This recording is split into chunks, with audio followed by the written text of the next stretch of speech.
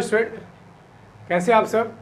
चलिए आज स्टार्ट करेंगे बेटा class 12th chemistry 5th chapter surface chemistry. Next lecture last previous lecture में हम लोगों ने कवर किया था एडजॉर्प्शन आइसोथर्म, जो हमारा लास्ट टॉपिक था वहाँ पहुँचे थे। हमने फिजिकल एंड केमिकल एडजॉर्प्शन में डिफरेंस पढ़ा था। ठीक, इनके बीच क्या डिफरेंसेस होते हैं, कौन कौन से मेन पॉइंट्स हैं, फिजिकल एंड केमिकल एडजॉर्प्शन कहाँ किसे जाता है, इन चीज़ों पे हमने डिस्कस किया था। ठीक, कुछ इंपॉर्टेंट पॉइंट्स हमने पढ़े थे कि डेल्टा जी की वैल्यू कैसी होगी, डेल्टा एच की वैल्यू कैसी होगी, या फिर change in entropy randomness change होगी या नहीं होगी। तो आपने ये सारी चीज़ें देखी थी। Adsorption and absorption both are exothermic process, that's why delta H की वैल्यू नेगेटिव आई थी। ये सारी चीज़ें हम लोगों ने डिस्कस की थी। ठीक ना बेटा, आज हम पढ़ेंगे एडजॉर्प्शन आइसोथर्म। ठीक, एक इम्पॉर्टेंट टॉपिक है ये। और अभी आपने देखा है एक दो दिन में आपका सीबीएसई का सिलेबस जो आया इस टाइम, जो आपका फर्स्ट टर्म होगा और सेकंड टर्म में, फर्स्ट टर्म में कुछ चैप्टर्स हैं, सेकंड टर्म में कुछ चैप्टर्स हैं। तो सेकंड टर्म में वो चैप्टर्स नहीं आएंगे जो फर्स्ट टर्म में आ चुके होंगे, और फर्स्ट टर्म आपका total multiple choice question based होगा।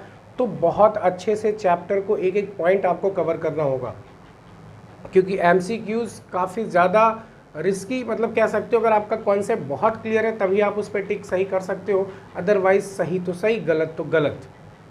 ठीक ना, यहाँ पे कोई स्टेप मार्किंग आपको नहीं मिलती है। क्लियर, चलिए स्टार्ट करते हैं बेटा। First adsorption isotherm. ठीक, एडजॉर्प्शन आइसोथर्म। ठीक ना बेटा, अब आइसोथर्म मतलब क्या होता है, यहाँ पे कंडीशन आइसोथर्म मतलब टेम्परेचर कांस्टेंट होगा। टेम्परेचर कांस्टेंट होगा, इसका मतलब प्रेशर वहाँ पे कुछ ना कुछ अप्लाई होगा, जिसके बिहाफ पे हम इस चीज़ को समझ पाएंगे। ठीक, तो इस चीज़ को कैसे एक्सप्लेन किया गया, पहले इसकी डेफिनेशन लिखते हैं, फिर इस पर डिस्कस करते हैं क्या चीज़ इसके बारे मतलब इससे रिलेटेड क्या चीज़ बताई गई थी। देखिए एडजॉर्प्शन आइसोथर्म में क्या है, a plot of x by m versus pressure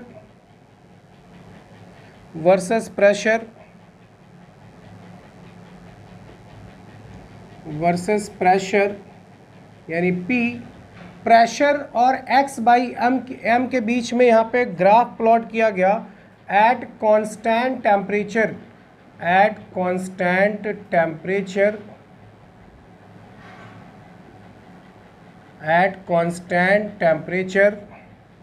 is called adsorption। Clear ना बेटा, एडजॉर्प्शन आइसोथर्म। तो यहाँ पे कह रहा है एक ग्राफ प्लॉट किया गया x बाई m और प्रेशर के बीच में एट कांस्टेंट टेम्परेचर पे, उसी कंडीशन को हम क्या बोलते हैं, एडजॉर्प्शन आइसोथर्म।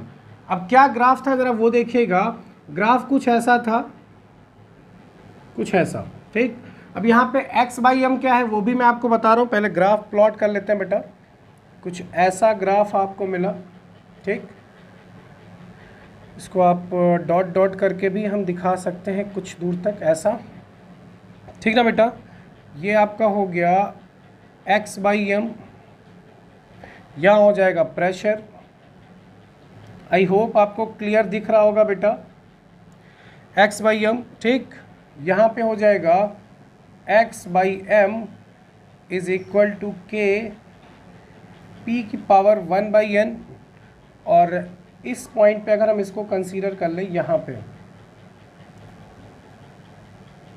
इस पॉइंट पे अगर हम कंसीडर कर लें, चलो मैं यहाँ बना देता हूँ बेटा, मैं इधर बना देता हूँ ताकि आपको क्लियर दिखाई दे, क्योंकि मैं यहाँ कुछ नोट डाउन कर लूँगा, कुछ मैं यहाँ लिख सकता हूँ बेटा। ठीक, जस्ट वेट 1 मिनट। चलिए देखिए, मैं इसको यहाँ ड्रॉ कर रहा हूँ।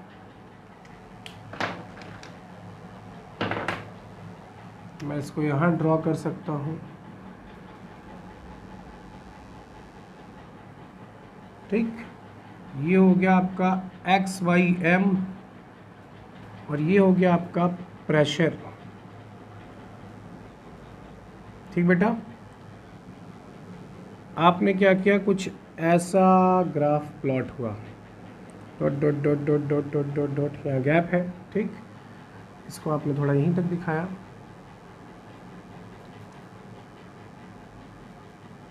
ये ठीक ना बेटा, just 1 minute. x by M is equal to k p. ठीक, यहाँ पे एक लाइनिंग ड्रॉ कर दी गई।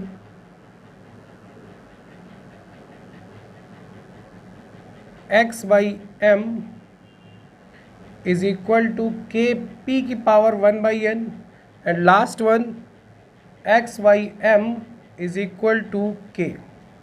ठीक ना बेटा, अब मेरी बात ध्यान समझना।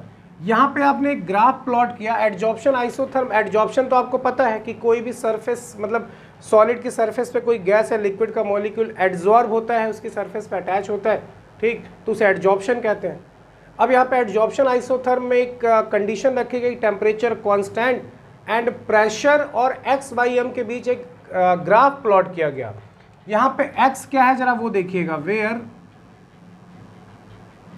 x is equal to mass of adsorbate, mass of adsorbate, m is equal to mass of adsorbent, mass of adsorbent.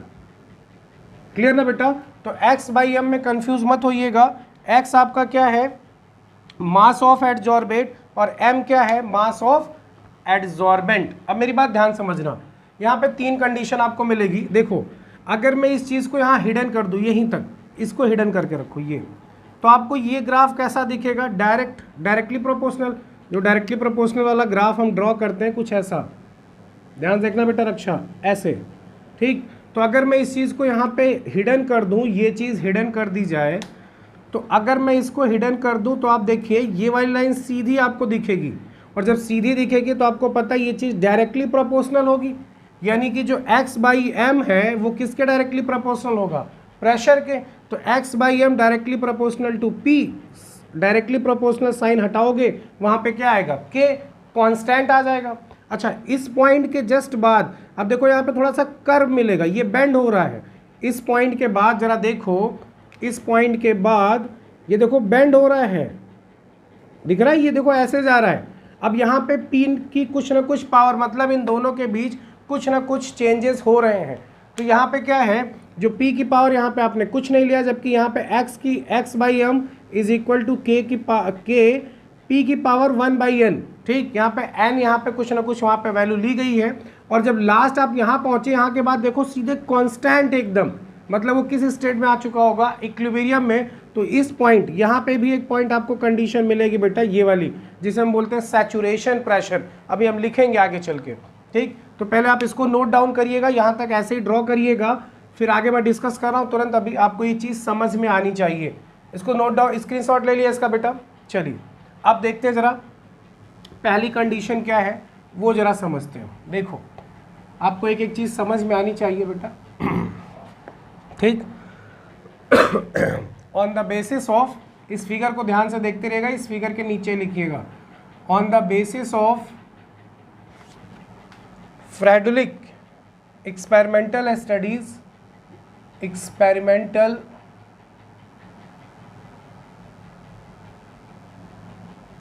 Studies, Frederick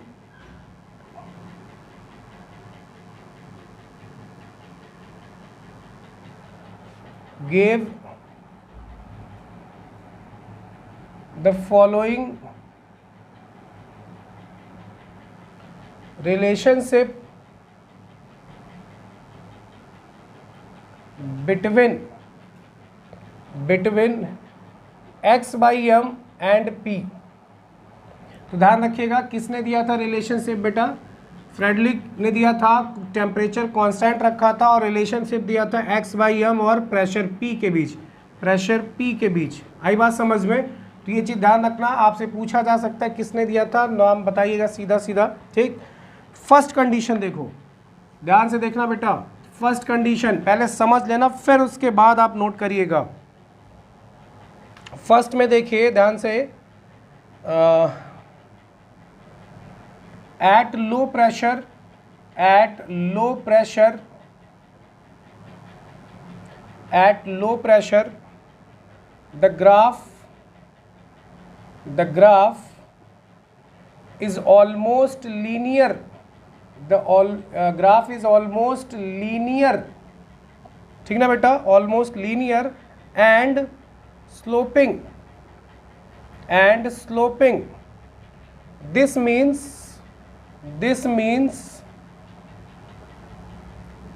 x by m is directly proportional to pressure, x by m is directly proportional to pressure, और जब इस sign को हटाओगे तो क्या मिल जाएगा, x by m is equal to k into p, this is your first condition. जरा देखो बेटा रक्षा, जब आपका प्रेशर एकदम लो, देखो प्रेशर इस पॉइंट से स्टार्ट होगा इधर की तरफ, ये वाला अगर हम पॉइंट लेके आए तो प्रेशर यहाँ पे है, आपको पता है ये मैक्सिमम होगा, ये एकदम लोवेस्ट प्रेशर होगा, इतने पे देखो एकदम डायरेक्टली प्रोपोर्शनल साइन। अगर मैं इसको हिडन रखूँ, मैंने आपको अभी बताया कि अगर आप ऊपर वाले इस चीज़ को हिडन रखते हो तो ये वाली लाइन आपको डायरेक्टली प्रोपोर्शनल दिखेगी, और जब डायरेक्टली दिखेगी इसका मतलब x बाई एम प्रेशर के डायरेक्टली प्रोपोर्शनल है, और डायरेक्टली प्रोपोर्शनल साइन हटाओगे तो वहाँ पे कांस्टेंट आएगा k, यानी फर्स्ट कंडीशन में x by M is equal to क्या हो जाएगा, k इंटू पी। क्लियर है सबको, जहाँ पे k क्या है, k कांस्टेंट है, इसको नोट डाउन करिएगा। सेकंड कंडीशन की तरफ चलते हैं, फिर बात करते हैं उस पर भी, ठीक। आई होप आपको क्लियर दिख रहा होगा बेटा, इसको नोट डाउन करिएगा अच्छे से, स्क्रीनशॉट लीजिएगा। आगे चलते हैं नेक्स्ट कंडीशन की तरफ, चलिए देखो next condition second number, at high pressure. अब हाई प्रेशर कौन सा, ही तो मिनिमम हो गया सबसे लोवेस्ट, हाई तो ये वाला होगा, दिख रहा है आपको, तो क्या आ जाएगा, at high pressure,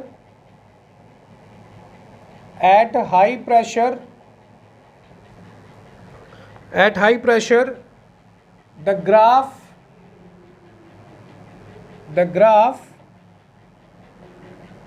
become a straight line,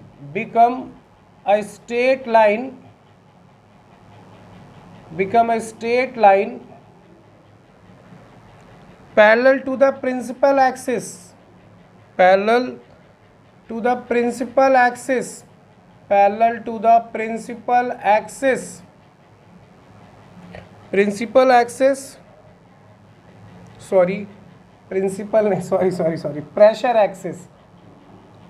parallel to the pressure axis, sorry beta, clear na, hence the value of x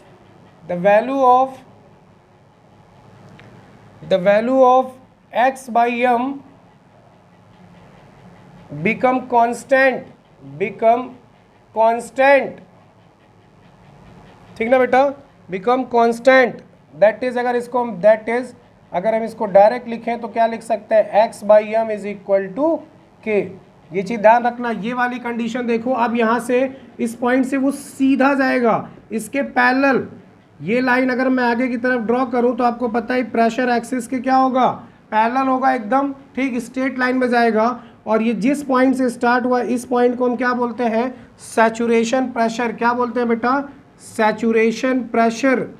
ये एग्जामिनर आपसे वाइबा के टाइम पे पूछता है कि इसमें बताइए सैचुरेशन प्रेशर कहाँ है, तो जिस पॉइंट पे इक्विलिब्रियम अटेन हो जाएगा वो सीधे कांस्टेंट स्ट्रेट लाइन में हो जाएगा, तब आपका वो कौन सा प्रेशर होगा, सैचुरेशन प्रेशर। अभी इसकी डेफिनेशन भी लिखेंगे हम लोग, डोंट वरी, पहले आप इसको नोट डाउन करो। कंडीशन नंबर ये सेकंड है, बट ये एक्चुअल में थर्ड को शो कर रहा है। अब हम बीच वाली कंडीशन को पढ़ेंगे, जब x बाई एम प्रेशर के बीच में ये कर्व आके पहुंच गया, बेंड हो गया, अभी तक डायरेक्टली प्रोपोर्शनल था, अब यहाँ से कर्व कंडीशन है, जरा वो भी देखते हैं कंडीशन, इसको नोट डाउन कर लीजिए आप पहले।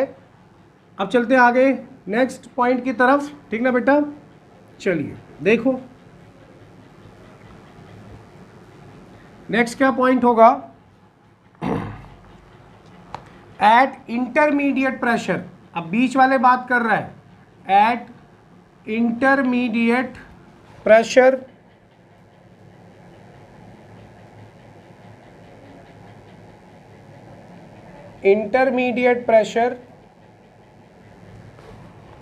x by m will depend on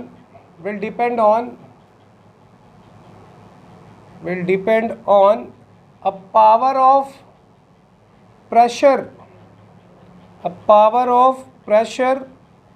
which lies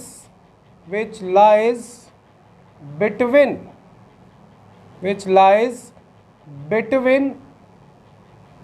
0 to 1,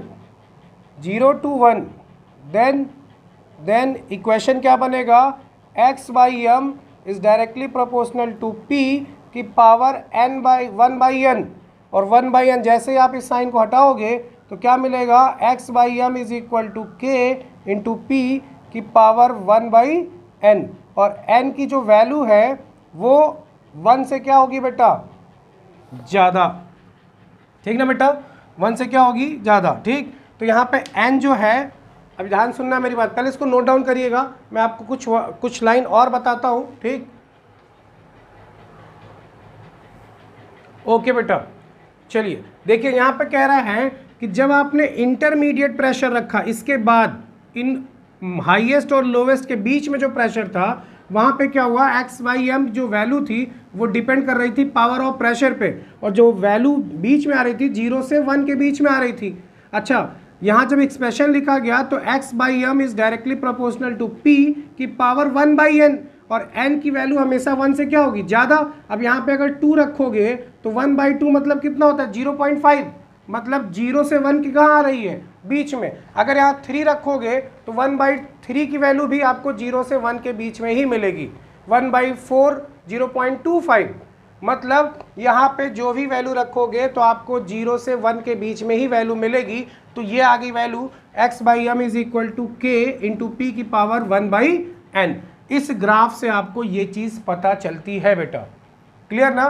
तो ध्यान रखना 3 कंडीशन है, at lowest pressure, at highest pressure, at intermediate pressure, और तीनों में इक्वेशन ध्यान रखिएगा, x by M is equal to k एक में बना है, x by M is equal to k into P है, and last one x by M is equal to k into P की पावर 1 बाई n है।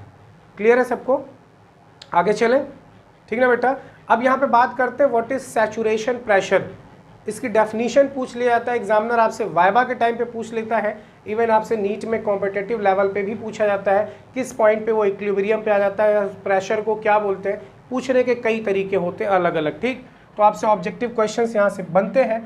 बात करते हैं सैचुरेशन प्रेशर की डेफिनेशन की, उसकी डेफिनेशन नोट डाउन करिएगा, आपका कॉन्सेप्ट और क्लियर हो जाए। एक नोट डाल के आप लिख सकते हो कि सैचुरेशन प्रेशर किसे कहते हैं, सैचुरेशन प्रेशर किसे कहा जाता है, ठीक ना बेटा। देखो, the pressure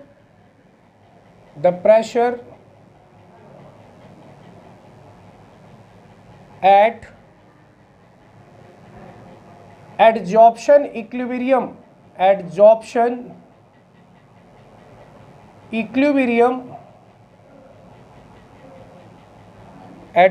equilibrium comma when no more adsorption occur, अब इससे ज़्यादा एडजॉर्प्शन नहीं हो सकता, no more adsorption occurs, ठीक ना बेटा, no more adsorption occurs, comma is called saturation pressure,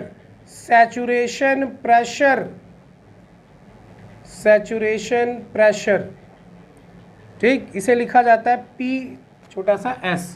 clear है, कह रहा था प्रेशर एट एडजॉर्प्शन इक्विलिब्रियम, एक ऐसा प्रेशर पॉइंट जहाँ पे एडजॉर्प्शन इक्विलिब्रियम स्टेट में आ जाए, उसके बाद कोई एडजॉर्प्शन नहीं हो सकता, उस कंडीशन को हम क्या बोलते हैं बेटा, सैचुरेशन प्रेशर। उस प्रेशर को बोला जाता है सैचुरेशन प्रेशर।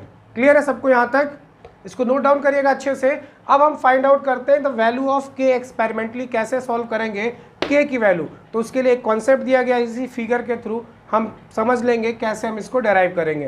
पहले आप इसका स्क्रीनशॉट या इसको नोट डाउन कर लीजिए बेटा।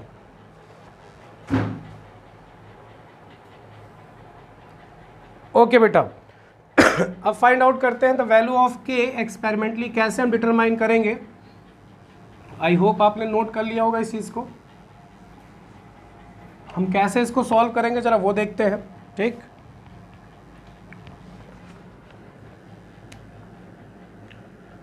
द वैल्यू ऑफ के डिटरमाइन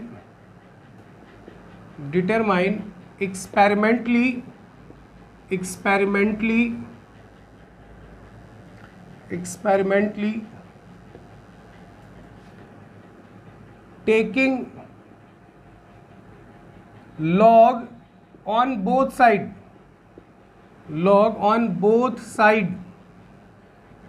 of equation। क्या बनेगा इक्वेशन, जरा वो भी देखते हैं। पहले ग्राफ को प्लॉट कर लेते हैं बेटा। ग्राफ आपका ये रहा, ठीक। ग्राफ आपका कुछ इस कंडीशन में मिलेगा, कुछ ऐसा। ये हो जाएगा log x बाई एम, यहाँ हो जाएगा log p, ठीक ना बेटा। स्लोप कैसा मिलेगा, स्लोप हो जाएगा 1/n, ठीक ना बेटा। Intercept is equal to log k, ठीक। और जैसे ही आप इस चीज़ को log में चेंज करोगे तो ये हो जाएगा log x by M is equal to 1/n log p plus log k। Clear ना बेटा, ये आपका इक्वेशन बन के निकल आएगा। अब इस पे आप इस चीज़ को एक्सप्लेन कर सकते हो कि अगर हम k की वैल्यू निकालना हो तो हम इस तरीके से निकाल सकते हैं, k की वैल्यू डिटरमाइन कर सकते हैं बेटा। आई बात समझ में। तो इस ग्राफ को प्लॉट करिए, आपसे बोर्ड एग्जाम में पूछा जाता है, ठीक। दिख रहा है सबको, ओके बेटा। इसी ग्राफ के नीचे या साइड में जहाँ भी जगह हो आप लिख सकते हो। मैं आपको ओरली बोल रहा हूँ, आप लिखिए the slope of the straight line will be 1/n while the intercept log x by m axis will correspond to log k, और इसी ग्राफ को हम बोलते हैं फ्रेंडुलिक एडजॉर्प्शन आइसोथर्म। क्लियर है सबको। तो ये रहा आपका एडजॉर्प्शन आइसोथर्म, एक पर्टिकुलर टॉपिक जो एडजॉर्प्शन को पूरी तरह से कवर करता है। अभी तक हम लोगों ने जो पढ़ा है बेटा, एडजॉर्प्शन, एब्जॉर्प्शन, ठीक। हमने पढ़ा डिसॉर्प्शन, सॉर्प्शन पढ़ लिया हमने। फिजिकल एडजॉर्प्शन, केमिकल एडजॉर्प्शन क्या होता है, इन दोनों के बीच डिफरेंसेस कौन कौन से होते हैं, कुछ इंपॉर्टेंट पॉइंट्स पढ़ा हमने। ये कैसी प्रोसेस है, एक्सोथर्मिक या एंडोथर्मिक, ये भी डिस्कस किया था। एडजॉर्बेट किसे कहते हैं, एडजॉर्बेंट किसे कहते हैं, कौन से एग्जाम्पल्स बेटर हैं, एडजॉर्प्शन और एब्जॉर्प्शन में क्या डिफरेंस होता है, इन चीज़ों को भी डिस्कस किया गया था, ठीक। एंड लास्ट टॉपिक ये डिस्कस किया गया एडजॉर्प्शन आइसोथर्म। क्लियर है। चलते हैं नेक्स्ट टॉपिक की तरफ। उस टॉपिक को फुल्ली कवर करना है, वहाँ से क्वेश्चंस आपके बोर्ड एग्जाम में पूछे जाएंगे, ठीक। जिस हेडिंग का नाम है कैटालिसिस। क्लियर बेटा, इसका स्क्रीनशॉट ले लीजिएगा आप, ठीक। रफ करें। चलिए किसे कहते हैं कैटालिसिस, जरा वो समझते हैं, ठीक। देखो कैटालिसिस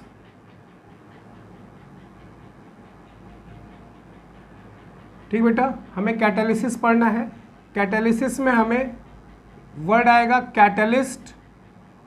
कैटलिस्ट, एक आएगा बेटा प्रमोटर, एक आपका आएगा इनहिबिटर, ठीक ना। कैटलिस्ट, प्रमोटर और इनहिबिटर। अब मेरी बात ध्यान से समझिएगा पहले। First of all listen very carefully. आपने इससे प्रीवियस चैप्टर में केमिकल काइनेटिक्स में समझा था कि कैटलिस्ट एक केमिकल कंपोनेंट होता है जो किसी भी केमिकल रिएक्शन की रेट को इनहेंस कर सकता है, बढ़ा सकता है। ठीक, catalyst is a chemical substance which initiate और increase rate of chemical reaction. तो ऐसा करता क्या है कि रेट बढ़ जाती है केमिकल रिएक्शन की। एग्जामिनर आपसे ये पूछेगा वाइवा के टाइम पे या ऑब्जेक्टिव क्वेश्चंस में ये पूछा जा सकता है कि कैटलिस्ट कौन सा रोल प्ले करता है किसी केमिकल रिएक्शन में कि उसकी रेट इंक्रीज हो जाती है। तो बेटा वो एक्टिवेशन एनर्जी को कम कर देता है। ठीक, आई बात समझ में? एक्टिवेशन एनर्जी को कम करेगा तो कम से कम एनर्जी तो कम से कम टाइम तो स्पीड ज़्यादा। जब रिएक्शन नॉर्मली हो रही थी तब उसे 40 जूल एनर्जी लगी थी, जब हमने कैटलिस्ट लिया तो उसे 10 जूल एनर्जी लगी, तो 30 जूल के लिए एक्स्ट्रा टाइम बचा हमारे पास ना। और जब टाइम कम होगा तो इसका मतलब स्पीड ज़्यादा है। आई बात समझ में? तो कैटलिस्ट क्या करता है, एक्टिवेशन एनर्जी को कम कर देता है, एक अल्टरनेट पाथ निर्धारित करता है रिएक्शंस को कंप्लीट करने के लिए, प्रोडक्ट में चेंज करने के लिए। आई बात समझ में? अच्छा, कैटलिस्ट एक केमिकल सब्सटेंस है जो रेट ऑफ केमिकल रिएक्शन को इनहेंस या फिर बढ़ा सकता है, उसे हम बोलते हैं कैटलिस्ट। एक केमिकल सब्सटेंस, उसे हम कैटलिस्ट कहते हैं। अब बात आती है प्रमोटर एंड इनहिबिटर, एक ऐसा कंपोनेंट जो कैटलिस्ट को प्रमोट करे, रिएक्शन को प्रमोट ना करे, क्योंकि रिएक्शन को प्रमोट करने के लिए कैटलिस्ट है। वो कैटलिस्ट की एक्टिविटी को प्रमोट करेगा तो कैटलिस्ट और फास्ट काम करेगा। ठीक ना बेटा? एग्जाम्पल की अगर हम बात करें जो एनसीईआरटी में है कि नाइट्रोजन प्लस हाइड्रोजन जब आपस में रिएक्शन करते हैं, अमोनिया का फॉर्मेशन करते हैं इन हैबर प्रोसेस में, तो वहाँ पे जो कैटलिस्ट होता है वो आयरन होता है, Fe। लेकिन वहीं पे हम प्रोमोटर भी यूज़ करते हैं, दैट इज मॉलिबेडनम। ठीक ना बेटा? तो आपसे प्रोमोटर भी पूछा जाएगा, इनहिबिटर भी पूछा जाएगा। तो प्रोमोटर क्या करता है, कैटलिस्ट की एक्टिविटी को प्रमोट करता है ताकि रिएक्शन और तेजी से हो सके। इनहिबिटर क्या करेगा, कैटलिस्ट की एक्टिविटी को इनहिबिट करेगा, रोकेगा। तो इनहिबिटर होंगे कौन, उस रिएक्शन में प्रेजेंट इम्प्योरिटीज वो इनहिबिटर का काम करेंगी कि कैटलिस्ट बहुत फास्टली वर्क ना कर पाए। आई बात समझ में? कैटलिस्ट बहुत फास्ट वर्क नहीं कर सकता, वो इनहिबिटर होते हैं जो उसकी एक्टिविटी को रोक सकते हैं। अगर वहीं बात करें हम पॉइजन की तो वो उसकी एक्टिविटी को डिक्रीज कर ले जाते हैं। ठीक ना बेटा? तो सबसे पहले हमें इसकी डेफिनेशन लिखनी होगी। मैं डेफिनेशन ओरली आपको बोल रहा हूँ, पहले आप डेफिनेशन लिख लीजिए, फिर हम इसके एग्जाम्पल की तरफ चलते हैं। क्लियर ना? तो राइट डाउन, कॉपी पेन लेके बैठिए बेटा, कॉपी पेन लेके बैठिए, क्योंकि अब आपके पास एक चैलेंज है कि नवंबर में जो आपका फर्स्ट टर्म होने वाला है बोर्ड एग्ज़ाम, और जो अभी आपका नीट एग्ज़ाम है, उस पॉइंट ऑफ व्यू से अगर आप देखोगे, अगर आप इस बार 12th में है, 12th पास आउट है इस बार 12th में, तो आपके लिए नेक्स्ट ईयर एग्ज़ाम, उसके लिए अच्छे से प्रिपरेशन करिए। और जो इस बार नीट का एग्ज़ाम देने जा रहे हैं सितंबर में, तो बेटा आप हर एक चैप्टर को फुल्ली बहुत अच्छे से कवर करिए, क्योंकि आपके सामने चैलेंज बहुत बड़ा है। ठीक ना? कम से कम टाइम में ज़्यादा से ज़्यादा आपको कवर करना है। क्लियर ना? चलिए, catalysis, first heading catalysis. Definition क्या है, ध्यान से सुनिएगा, कॉपी पेन लेके नोट कर लीजिएगा। The process of enhancing the rate of chemical reaction by addition of a foreign substance. I repeat again, the process of enhancing the rate of chemical reaction by addition of a foreign substance is called catalysis. Is called catalyst.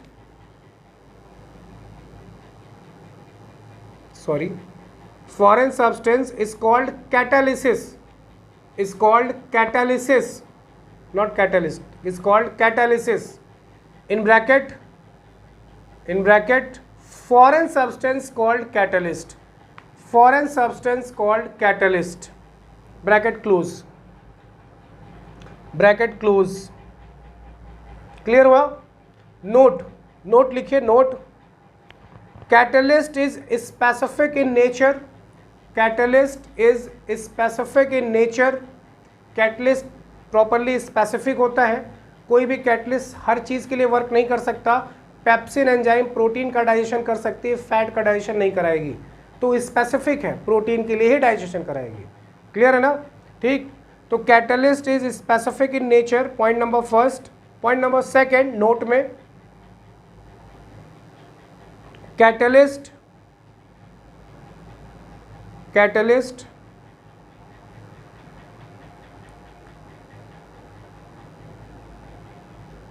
decrease activation energy of a chemical reaction. Catalyst decrease activation energy of a chemical reaction and increase rate of chemical reaction clear है बेटा? ये noted point था। Clear है सबको? ठीक, यहां तक clear है? चलिए बात करते हैं प्रमोटर की। तो पहले कुछ कैटलिस्ट के एग्जाम्पल लिख लेते हैं। ठीक, आप हेडिंग लिखिए positive and negative catalyst. Heading, next heading, positive and negative catalyst. Positive and negative catalyst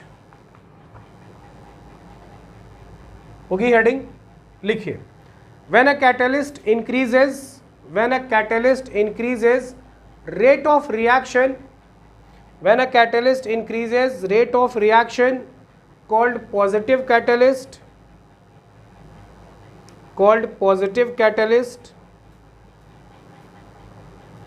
and the phenomenon is called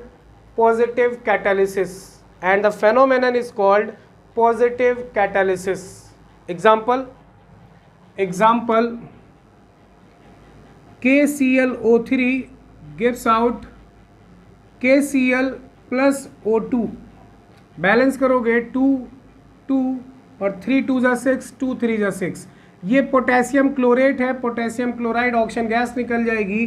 कौन सा कैटलिस्ट यूज करते हैं बेटा? Manganese dioxide. आई बात समझ में? ये पॉजिटिव कैटलिस्ट है, ये रेट ऑफ केमिकल रिएक्शन को बढ़ाएगा।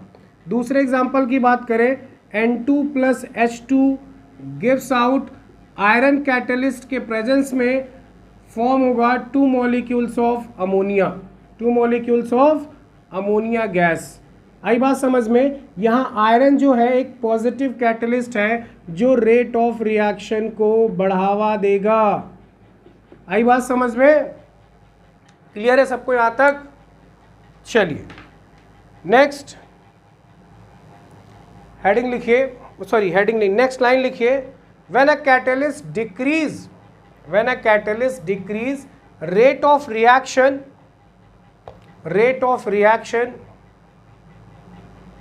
called negative catalyst, ठीक ना बेटा? एग्जाम्पल, नेगेटिव कैटलिस्ट का एग्जाम्पल 2H2O2 हाइड्रोजन पर ऑक्साइड इन लिक्विड स्टेट एसिटर, ये लिखा हुआ है बेटा। ठीक, क्या फॉर्म करा देगा? 2H2O plus O2 gas. आई बात समझ में? यहाँ पे ये नेगेटिव कैटलिस्ट का रोल अदा करता है।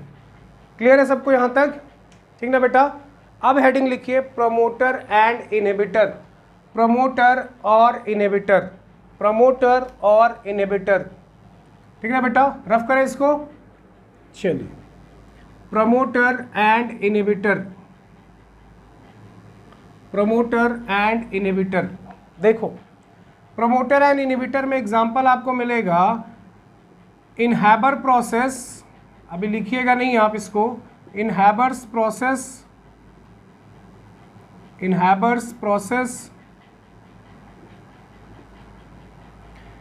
N2 plus 3H2 gives out in presence of iron catalyst form 2 molecules of ammonia, और यहाँ पे जो प्रोमोटर होगा बेटा वो कौन होगा? मॉलिबेडनम। कौन होगा? मॉलिबेडनम। ठीक ना बेटा? तो कुछ कैटलिस्ट ऐसे जिनके लिए प्रोमोटर प्रेजेंट होता है, हम यूज़ कर सकते हैं प्रोमोटर। ठीक, तो यहाँ पे मॉलिबेडनम क्या है बेटा? प्रोमोटर। ठीक ना? अब लिखिए जरा इस हेडिंग का एक्सप्लेनेशन, प्रोमोटर एंड इनहिबिटर। आपने हेडिंग लिखा ना प्रमोटर एंड इनहिबिटर, पहले एक्सप्लेनेशन लिख लीजिए फिर एग्जांपल लिखिएगा। लिखिए, a substance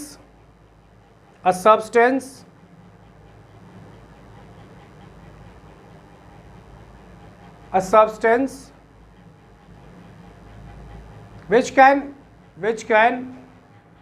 promote the activity of catalyst called promoter, and if inhibit the activity of catalyst called inhibitor.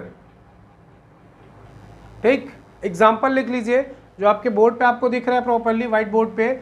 In Haber process से अमोनिया का फॉर्मेशन होता है, N2+3H2 gives out ammonia, iron catalyst है और मॉलिब्डेनम यहाँ पे प्रमोटर है बेटा। क्लियर है सबको?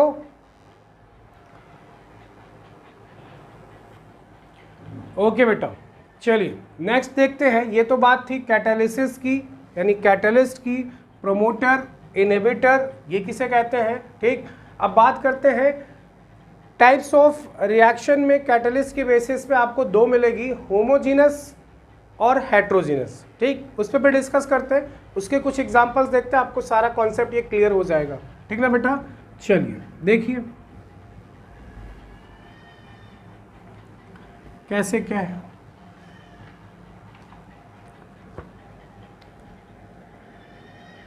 Homogeneous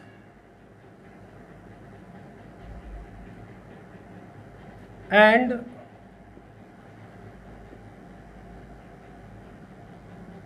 heterogeneous catalysis.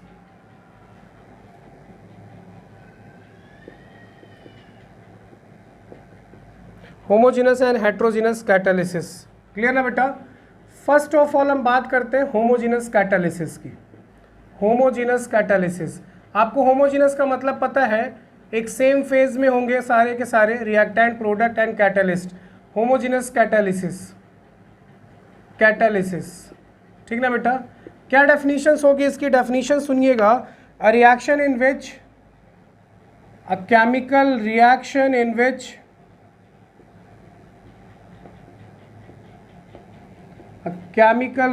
In which the catalyst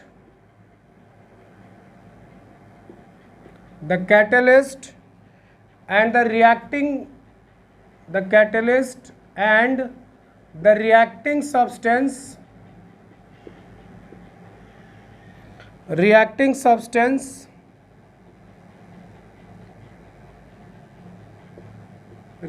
substances are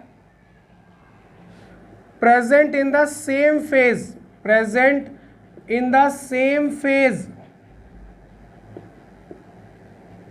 ठीक ना बेटा। अगर आपका कैटलिस्ट सॉलिड है और रिएक्टेंट भी सॉलिड है, प्रोडक्ट भी सॉलिड है, तो उस टाइप की रिएक्शंस को हम क्या बोलते हैं? Homogeneous catalysis. मतलब सबके फेज सेम होने चाहिए, गैस हो, लिक्विड हो, या फिर सॉलिड है तो सारे के सारे सॉलिड हो। जैसे for example same phase is called homogeneous catalysis, ठीक ना बेटा। एग्जाम्पल की बात करें, example number first, SO2 gas plus oxygen gas gives out in presence of nitrogen monoxide, nitrosyl gas, क्या बन जाएगा? 2SO3, ठीक ना बेटा। इसको बैलेंस कर लोगे आप, ये हो जाएगा 2 2 जा 4 2 6 2 3 जा 6 2 2 जा 4 2 6, बैलेंस हो गया। और ये भी क्या है? गैस है। तो ये देखिए, ये भी गैसियस स्टेट में है, ये भी गैस स्टेट में, ये भी गैस स्टेट में, और ये भी गैस स्टेट, मतलब सबकी फेज क्या है? सेम है। सेकंड एग्जांपल की बात करें हम, CH3 COO CH3 Maithil acetate aqueous, मतलब लिक्विड फॉर्म में, प्लस वाटर, ये लिक्विड फॉर्म में, इन प्रेजेंस ऑफ कैटलिस्ट, यहाँ पे H+ एक्वस है, ठीक ना बेटा। तो देखो साहब की जितनी भी है अभी लिक्विड रिएक्टेंट और इसमें, कैटलिस्ट में देखोगे तो आपको फेजेस लिक्विड ही मिलेगा और जो प्रोडक्ट बनेगा वो क्या बनेगा, CH3COO या H acetic acid aqueous plus C2H5OH aqueous. आई बात समझ में? Liquid aqueous state liquid state होती है, ये सॉल्यूशन में है और वाटर तो ऑलरेडी लिक्विड होता है, ये एक्वस है और ये भी एक्वस है, जबकि आपका H प्लस भी एक्वस स्टेट ही शो कर रहा है। तो अगर किसी केमिकल रिएक्शन में कैटलिस्ट और रिएक्टिंग स्पीसीज की फेजेस सेम हो जाती हैं तब उस टाइप की रिएक्शंस को होमोजेनस कैटालिसिस कहा जाता है। क्लियर है सबको? चलिए नेक्स्ट देखते हैं हेट्रोजीनस कैटालिसिस। इसका स्क्रीनशॉट लीजिएगा बेटा, जल्दी करिए, आगे चले। चलिए होमोजीनस, अब बात करते हैं हेट्रोजीनस कैटालिसिस। हेट्रोजीनस कैटालिसिस, मुझे दोबारा ज़्यादा लिखना ना पड़े, आप जरूर लिखिएगा, आप ऐसा मत कुछ करिएगा। Heterogeneous catalysis, a chemical reaction in which the catalyst is present in phased, देखो, a chemical reaction in which the catalyst is present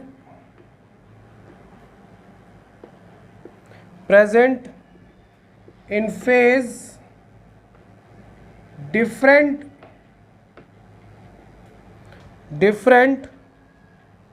from that of reacting species,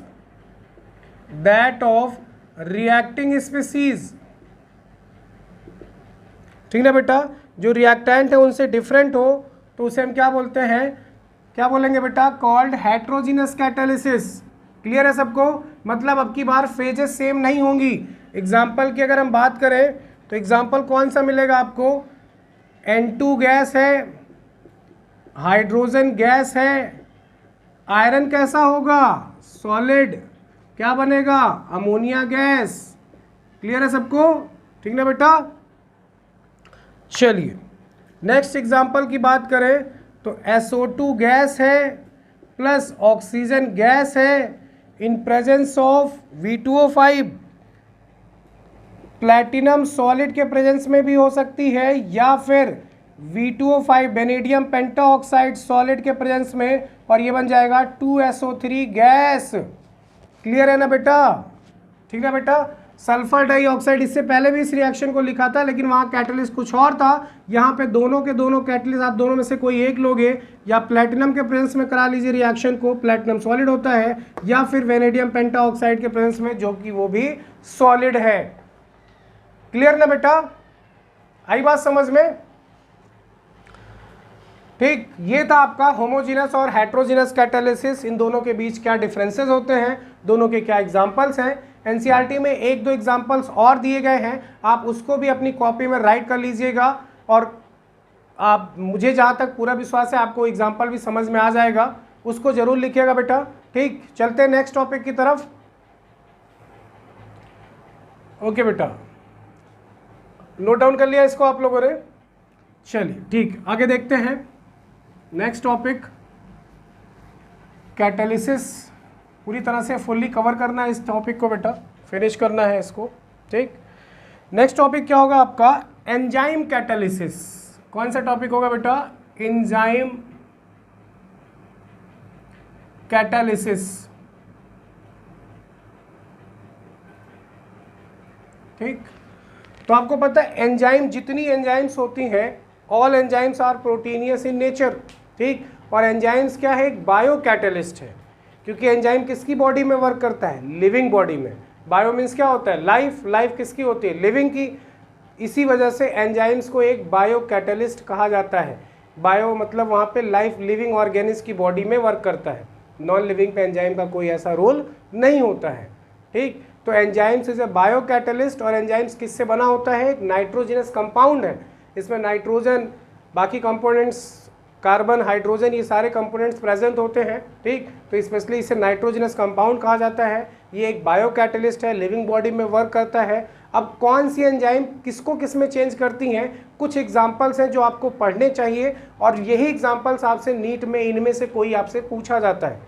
specially NEET की बात मैं कर रहा हूँ, वहाँ पे क्वेश्चंस पूछे जाते हैं कि इस एंजाइम का सोर्स बताइए, या फिर इस एंजाइम, ये एंजाइम मतलब किसको किस में कन्वर्ट करती है।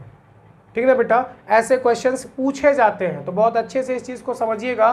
पहले एंजाइम लिखते हैं कि एंजाइम कहते किसे हैं। ठीक, तो first point, enzymes are nitrogenous protein, nitrogenous protein, ठीक ना बेटा, नाइट्रोजिनस प्रोटीन। एंजाइम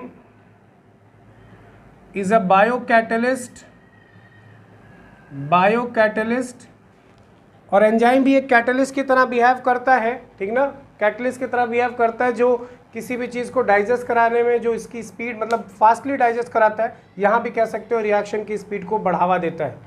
ठीक ना बेटा, तो यहाँ पे कुछ एग्जांपल्स की बात करते हैं, कुछ प्रॉपर्टीज़ और ध्यान रखिएगा। All enzymes work at optimum temperature.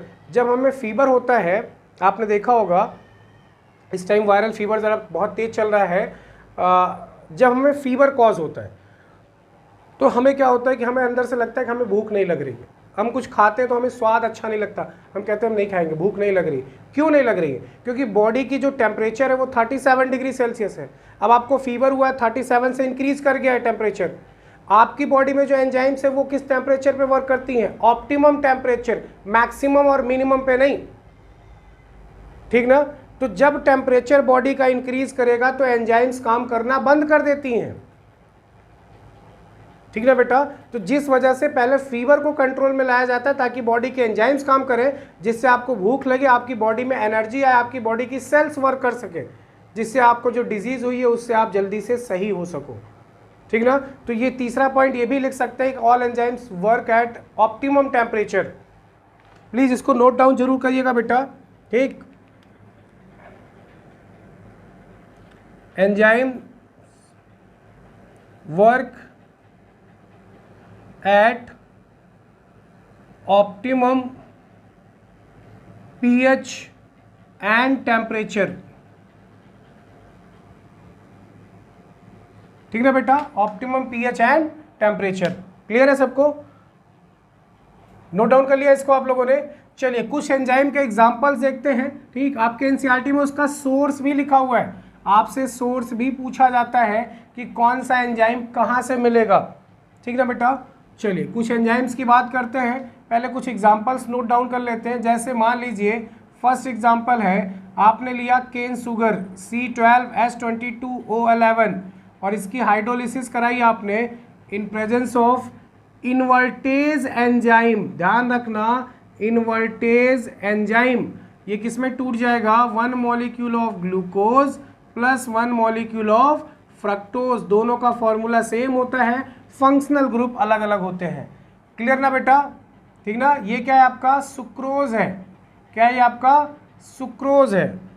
आगे चले, हमने ले लिया स्टार्च C6H10O5 का होल N, कई टाइम्स हो सकता है, यहाँ पे N टाइम्स ऑफ H2O ले लिया। और कौन सी एंजाइम यहाँ वर्क करेगी? डायस्टेज। कौन सी एंजाइम? डायस्टेज। और किस में इसको ब्रेक डाउन कर देगी? N टाइम्स ऑफ ग्लूकोज में, N टाइम्स ऑफ ग्लूकोज में। या फिर ये तो आप बाद में लिख सकते हो, आप लिखोगे N times of maltose, N times of maltose. Maltose और सुक्रोज का फॉर्मूला सेम होता है बेटा। आई बात समझ में? तो ये दो example as a reaction show करिएगा। आपकी एनसीईआरटी में और भी एग्जाम्पल दिए गए हैं रिएक्शंस के थ्रू, डोंट वरी, परेशान मत। तो ये एग्जाम्पल और दिया गया है कि यूरिया से अमोनिया का फॉर्मेशन हो जा रहा है। ठीक है बेटा, तो आप रिएक्शंस वहाँ से भी लिख लीजिएगा। ये मैंने 2 लिखे हैं, आप एनसीईआरटी में 5 या 6 रिएक्शंस हैं, उसको नोट डाउन कर लीजिएगा। ठीक, मैं आपको शॉर्टकट लिख रहा हूँ, डायरेक्ट एंजाइम प्लस कौन से किसको किस में चेंज करते हैं। ठीक ना बेटा? चलिए एक कॉलम बनाइए एंजाइम, फिर यहाँ पे कौन सा होगा, रिएक्शन कैटलाइज्ड, रिएक्शन कैटलाइज्ड किसको किस में चेंज करेगा, ठीक ना बेटा। फर्स्ट इन्वर्टेज या फिर इसी को बोलते हैं sucrase, second maltase, third lactase, fourth alpha amylase, fifth urease, six emulsion, ठीक ना बेटा, कार्बोनिक एनहाइड्रेज, कार्बोनिक एनहाइड्रेज। आई बात समझ में, ये आपके कैटलिस्ट है। अब इन्वर्टेज किसको किस में चेंज करेगा, अभी मैंने लिखा था सुक्रोज को किस में चेंज कर देगा, ग्लूकोज प्लस फ्रक्टोज में, दिख रहा है ना सबको क्लियर। माल्टेज एंजाइम माल्टोज को चेंज कर देगा बेटा ग्लूकोज में, ठीक ना बेटा, माल्टोज को किस में, ग्लूकोज में।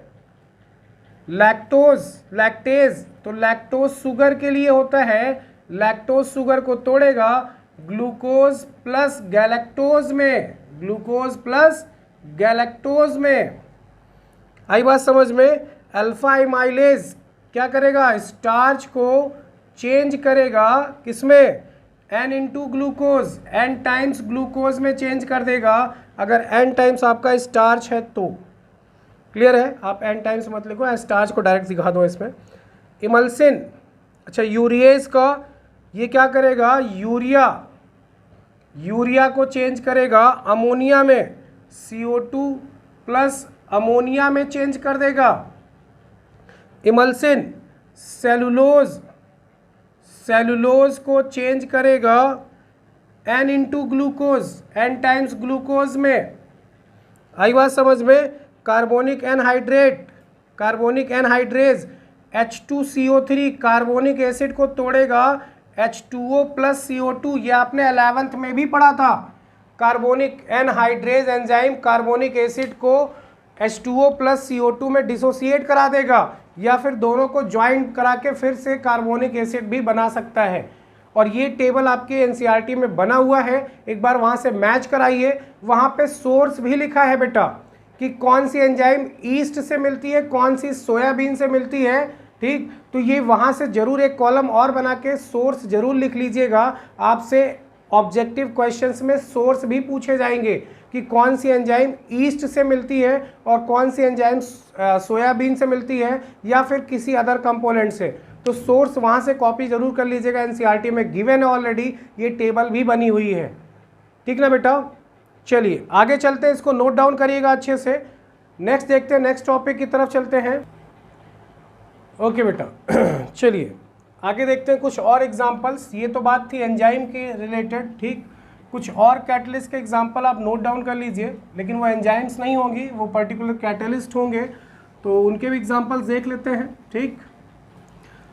उससे पहले आप एंजाइम्स टॉपिक को फिनिश कर लेते हैं। देखिए एंजाइम्स के अकॉर्डिंग अगर आपको एंजाइम कैटालिसिस एक्सप्लेन करना है, एंजाइम कैटालिसिस, ठीक ना बेटा, तो आपके NCERT में एक थ्योरी दी गई है लॉग की हाइपोथेसिस, लॉग की हाइपोथेसिस। लॉग मतलब ताला, की मतलब चाबी, हाइपोथेसिस मतलब परिकल्पना, ताला चाबी परिकल्पना, ठीक ना। क्या है ये चीज़ जरा देखिएगा, ये कोई सबस्टेट है, ये कोई सबस्टेट है,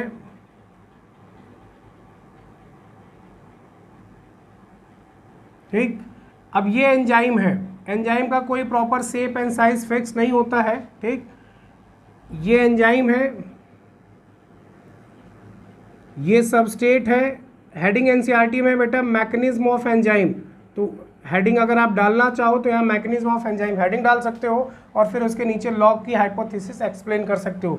ये एंजाइम, ये सबस्टेट, नेक्स्ट कंडीशन में क्या होगा, जैसे ही नेक्स्ट स्टेज आएगी तो ये सबस्टेट का कुछ ऐसा ही फिगर होगा, जबकि एंजाइम इसको ब्रेक डाउन करने के लिए एंजाइम का फिगर कुछ इस तरह हो चुका होगा, ठीक ना, वो इसी में प्रॉपर सेट हो जाएगी।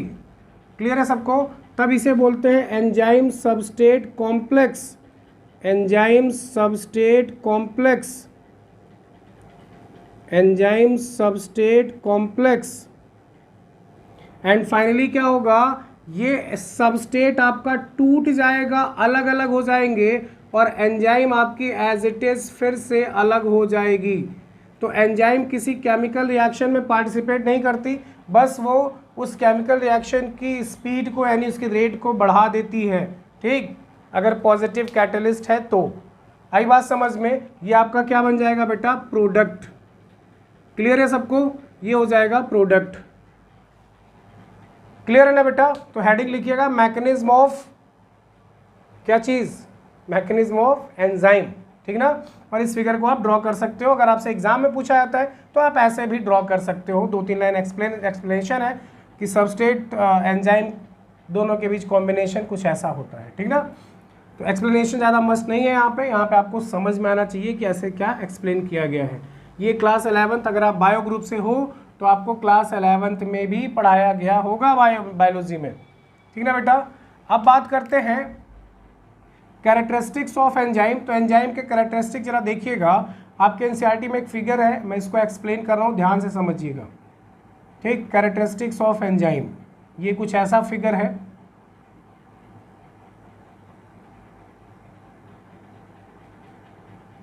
ठीक। अब यहाँ पे क्या हुआ, आपने एक रिएक्टेंट लिया है A+B और ये क्या है, एंजाइम। क्या है बेटा, एंजाइम या कैटलिस्ट है। क्या है, कैटलिस्ट है। क्या है, कैटलिस्ट है। कैटलिस्ट क्या करता है, हम चैप्टर कौन सा पढ़ रहे हैं, सरफेस केमिस्ट्री यानी एडजॉर्प्शन से रिलेटेड। तो कैटलिस्ट क्या करेगा, पहले ए जो है, ए और ए के मॉलिक्यूल्स होंगे।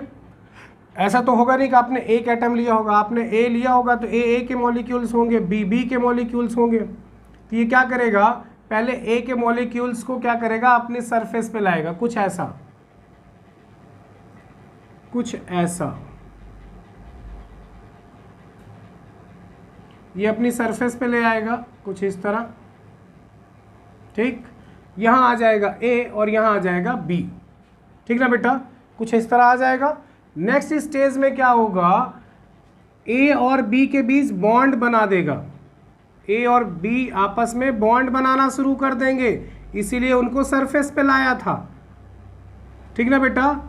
अब सरफेस पे लाने का क्या मतलब है कि सरफेस पे एडजॉर्प्शन हो जाएगा, तो जो ए है और बी के मॉलिक एटम है, इनके बीच बना बॉन्ड टूट जाएगा, ए और बी के बीच बॉन्ड बन जाएगा। किसी केमिकल रिएक्शन में यही होता है, कुछ बॉन्ड टूटते हैं और नए बॉन्ड का फॉर्मेशन होता है, ओल्ड बॉन्ड ब्रेक होते हैं, नए बॉन्ड का फॉर्मेशन होता है। तो जो आपको सरफेस दिख रहा है ना, इसी की सरफेस पे ए अटैच होंगे, बी अटैच होंगे। तो यहाँ पे आपको खाली एक ही दिखाया गया है। अब इनके बीच बॉन्ड का फॉर्मेशन हो जाएगा और जैसे ही बॉन्ड इनके बीच केमिकली बन जाएगा, अब ये कैटलिस्ट क्या करेगा, इनको अपने से सेपरेट कर देगा। और जैसे ही सेपरेट करेगा बेटा, तो आपने पढ़ा है डिसॉर्प्शन, एडजॉर्बेट को अलग करना, पढ़ा है ना आपने, एडजॉर्बेट को अलग करना। अब यहाँ पे कैटलिस्ट क्या हो जाएगा, एडजॉर्बेंट, और ये दोनों क्या हो जाएंगे, एडजॉर्बेट बन चुका है। तो फाइनली क्या बन जाएगा, ए सिंगल बॉन्ड बी, ये आपका हो गया प्रोडक्ट और ये आपका हो गया कैटलिस्ट। हुआ या नहीं, क्लियर है सबको। तो इसमें कौन कौन सी प्रोसेस इन्वॉल्व हुई, सबसे पहले क्या हुआ, डिफ्यूजन ऑफ रिएक्टेंट, आपके एनसीईआरटी में लिखा हुआ है on the surface of adsorbent यानी catalyst, on the surface of catalyst, ठीक ना बेटा। सेकेंड स्टेप क्या होगी बताओ, एडजॉर्प्शन होगा या नहीं होगा, एडजॉर्प्शन ऑफ रिएक्टेंट। किसकी सरफेस पे? कैटलिस्ट के सरफेस पे। थर्ड क्या होगा? थर्ड लिखोगे formation of chemical bond between A and B, लिख लोगे। थर्ड क्या होगा? Formation of chemical bond between A and B. And last क्या होगा? डी ऑप्शन, इनको रिमूव कर दिया जाएगा। क्लियर है सबको? बहुत आसान सा टॉपिक है, कुछ इसमें प्रॉब्लम नहीं है। बट हाँ ये ध्यान रखना, इससे पहले जो बताया लॉक की हाइपोथेसिस, उसमें भी यही हो रहा था, पहले सरफेस पे लाके फिर बाद में उस प्रोडक्ट मतलब उस सबस्ट्रेट को तोड़ दिया जा रहा था सब प्रोडक्ट में। यहाँ पे क्या है, ए प्लस बी के बीच बॉन्ड बनाना, तो वो बॉन्ड बना के आपको ऐसा कुछ देगा। हमने केमिकल काइनेटिक्स से पढ़ा था, ए प्लस बी के बीच रिएक्शन हो रही थी, हमने एक टॉप तक दिया था, थ्रेशोल्ड एनर्जी तक दिया था उसे एनर्जी, उसी को हम बोल रहे थे एक्टिवेशन एनर्जी, जिसपे वो कन्वर्ट हो चुका था ए बी में। याद आया कुछ? केमिकल काइनेटिक्स में हमने पढ़ा था। समझ में आया बेटा? तो इसको नोट डाउन करिएगा अच्छे से। एंजाइम के कैरेक्टरिस्टिक्स है, हमें 4 पॉइंट लिखने होंगे। सबसे पहले डिफ्यूजन होगा, adsorption of reactant on the surface of catalyst, फिर क्या होगा? Formation of chemical bond between A and B, and finally क्या होगा? जो प्रोडक्ट बनेगा वो एडजॉर्बेंट की सरफेस से रिमूव करा दिया जाएगा, जिसे हम क्या बोलते हैं? डिसॉर्प्शन। क्लियर है सबको? आगे चले बेटा, चलिए आगे देखते हैं कुछ स्पेसिफिक कैटलिस्ट, कुछ स्पेशल रिएक्शंस के लिए। वो भी आपसे पूछा लिया जाता है बेटा कि बताइए इस प्रोसेस में कौन सा कैटलिस्ट यूज होता है। ठीक ना बेटा? तो चलिए, केमिकल प्रोसेस, एक कॉलम बनाइए, एंड कैटलिस्ट। ठीक, फर्स्ट हैबर प्रोसेस में कौन सा कैटलिस्ट? जल्दी लिखिए कॉपी में, कमेंट सेक्शन में लिख के बताइए हैबर प्रोसेस में कौन सा कैटलिस्ट। कॉन्टैक्ट प्रोसेस हम पी ब्लॉक में पढ़ेंगे, सल्फ्यूरिक एसिड का फॉर्मेशन, कॉन्टैक्ट प्रोसेस से सल्फ्यूरिक एसिड का फॉर्मेशन होता है। Oswald process, nitric acid, Oswald process, nitric acid, कौन सा कैटलिस्ट? हाइड्रोजिनेशन, कौन सा कैटलिस्ट?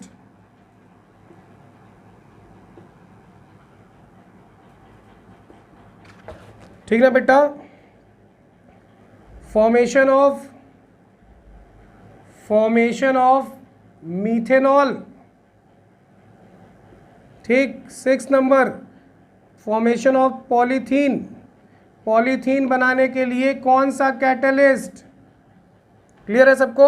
चलिए, हैबर प्रोसेस में कौन सा कैटलिस्ट? आयरन। कॉन्टैक्ट प्रोसेस में V2O5 पेंटाऑक्साइड। ठीक ना बेटा? क्या नाम है इसका? Vanadium pentoxide. ओसवाल्ड प्रोसेस में प्लैटिनम कैटलिस्ट, यहाँ पे हम नाइट्रोजन मोनोऑक्साइड बना सकते हैं, nitric acid, but specially nitrogen monoxide के लिए। ठीक, एंड हाइड्रोजिनेशन में कौन सा कैटलिस्ट? निकिल, प्लैटिनम या फिर पैलेडियम पढ़ा है क्लास 10th और 11th में। क्लियर है? Process of formation of methanol, copper and zinc oxide, CrO3 भी यूज कर सकते हैं बेटा। ठीक ना? लास्ट आपका पॉलीथीन के लिए कौन सा कैटलिस्ट? ये इंपॉर्टेंट है, ये इंपॉर्टेंट है, ध्यान रखना। कौन सा लेंगे आप? जिगलर नाटा कैटलिस्ट। मैं फॉर्मूला लिख रहा हूं पहले, TiCl4 plus try alkyl aluminium. ठीक ना बेटा? इसे क्या बोलते हैं? जिगलर नाटा कैटलिस्ट। जरूर नोट करिएगा, ये पूछा जाता है। जिगलर नाटा कैटलिस्ट का कंपोनेंट बताइए। TiCl4 plus try alkyl aluminium, या इसे कॉमनली जिगलर नाटा कैटलिस्ट कहा जाता है। आई बात समझ में? इसको अच्छे से नोट डाउन करिएगा, यहां से भी क्वेश्चंस पूछे जाते हैं आपसे। ओके बेटा, चलिए चलते हैं एक इंपॉर्टेंट हेडिंग की तरफ, इसी टॉपिक से रिलेटेड, कैटालिसिस से रिलेटेड। एक इंपॉर्टेंट हेडिंग आपके लिए कौन सी है? Shape selective catalyst. Shape selective catalyst. Catalyst या कैटालिसिस लिख लीजिए, सेफ सेलेक्टिव कैटालिसिस। इसमें हमें क्या पढ़ना होगा बेटा, जियोलाइट्स। क्या पढ़ना होगा, जियोलाइट्स। सबसे बेस्ट एग्जांपल इसका है जियोलाइट्स, ठीक ना बेटा। तो जियोलाइट्स किसे कहते हैं जरा वो समझिएगा। Zeolites are most important metal oxide catalyst, metal oxide catalyst. Clear ना बेटा। इसमें क्या है जरा वो समझिएगा। Second, zeolites are microporous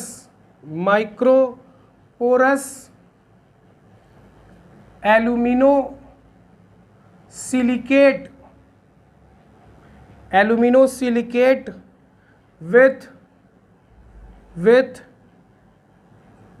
3D network in which some silicon atom replaced by aluminium atom। ठीक ना बेटा। अगर आपसे कोई पूछे जियोलाइट्स किसे कहते हैं, तो जियोलाइट एक most important metal oxide catalyst है।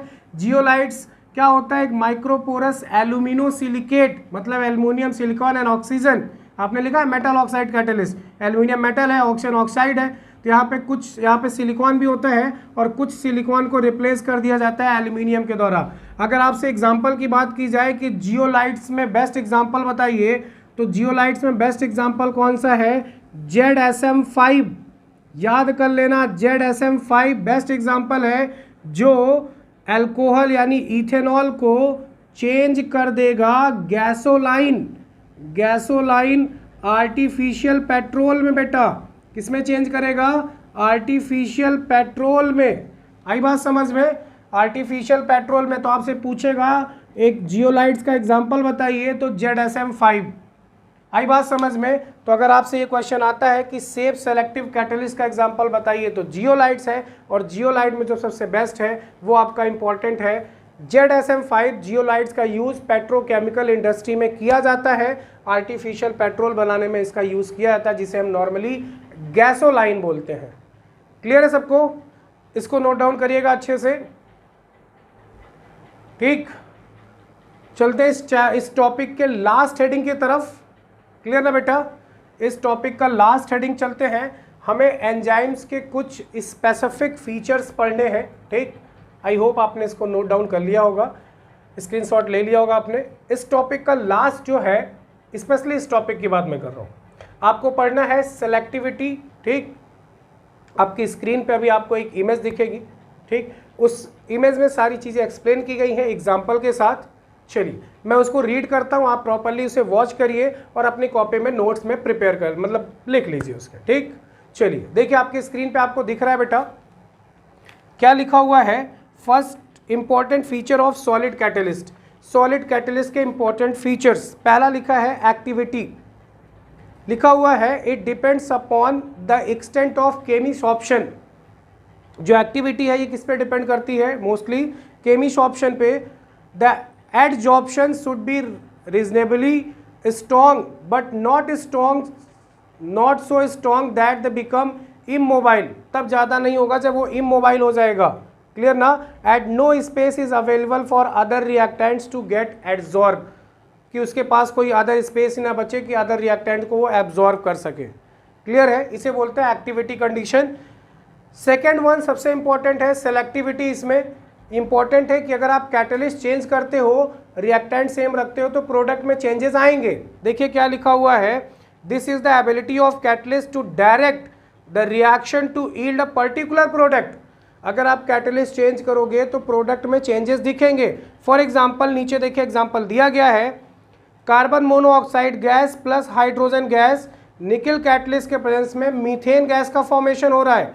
जबकि दूसरे एग्जाम्पल में carbon monoxide plus hydrogen gas, ZNO and Cr2O3, zinc oxide and chromium trioxide, ये आपको दिख रहा है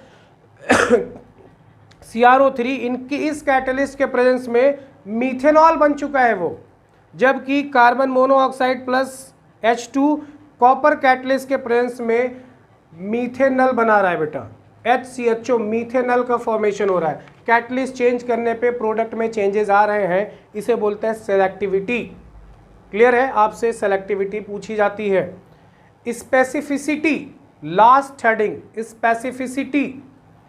अ सब्सटेंस में एक्ट एज अ कैटलिस्ट, अगर कोई substance as a catalyst behave करता है for one reaction but not for of other reaction, लेकिन वो किसी दूसरे के लिए ऐसी तरह बिहेव नहीं करेगा, इसका मतलब कैटलिस्ट स्पेसिफिक होता है इन नेचर। क्लियर है बेटा? तो आज का ये टॉपिक रहा। आज हमने पढ़ा adsorption, isotherm and catalysis, fully explain किया हमने।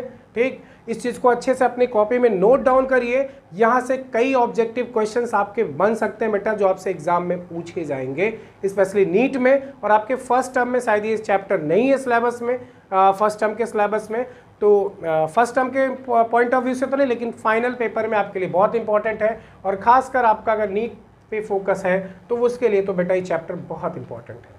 क्लियर ना?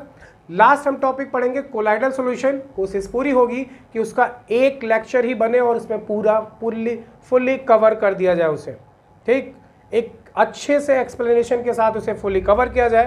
तो मिलते हैं नेक्स्ट लेक्चर में कोलाइडल सॉल्यूशन के साथ। Emulsion colloidal solution fully explain करेंगे, लायोफिलिक, लायोफोबिक सॉल्व, ठीक, कोगुलेशन किसे कहते हैं, जेटा पोटेंशियल क्या होता है, सारी चीज़ें डिस्कस करेंगे वन बाय वन। तो मिलते हैं नेक्स्ट लेक्चर में बेटा। तब तक के लिए आप इस चीज़ को पूरा कंप्लीट करिए, सरफेस केमिस्ट्री का ये लेक्चर। ठीक, तब तक के लिए थैंक यू बेटा।